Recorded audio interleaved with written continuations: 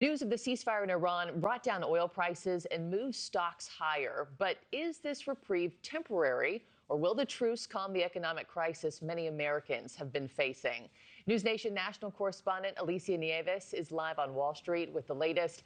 And Alicia, Wall Street seems to be loving this 11th hour deal, but I'm curious if that boom is going to hold.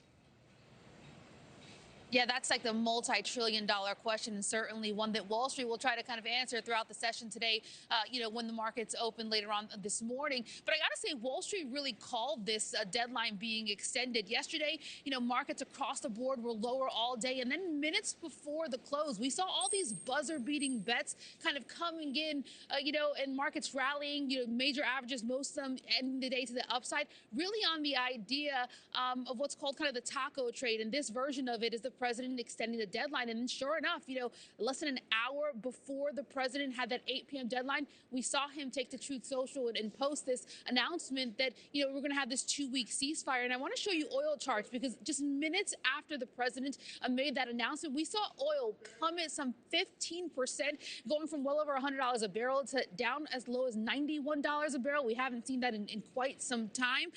And that's led to markets just immediately shooting up. The Dow this morning, I know we've got a few hours to the open, but looking to open well over 1,000 points to the upside. These are very rare swings. I've said it before, only about a dozen or so in the history of the Dow have we seen these swings, and that's looking to happen, today.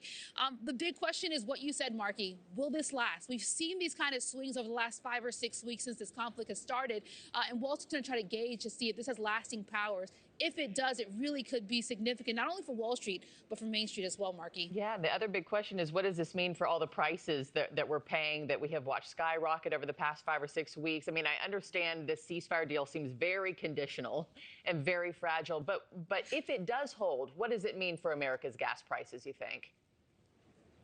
It could be significant. I mean, people were dealing with gas prices that are, well over $1, what they, paid, ahead of this conflict. If we see the ceasefire hold, if we see the 2-week, this 2 weeks of it, and we see the Strait of Hormuz start to open, that means oil prices start to come down. That'll be beneficial to Wall Street. But again, for Main Street, that'll be beneficial to prices at the pump coming down lower. But not only that, you got to look at diesel prices. I know we focus a lot on, what people are paying for their average car.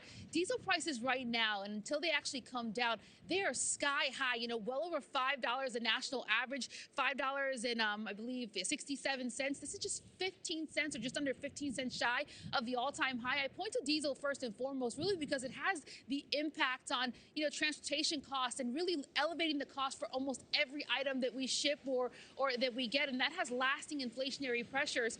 The most consequential that we, obviously most people are paying first and foremost is at the pump, and that could be the first potential relief here. National average for gas is around $4.16. Again, well over $1 over, what people were paying 5 or so weeks ago.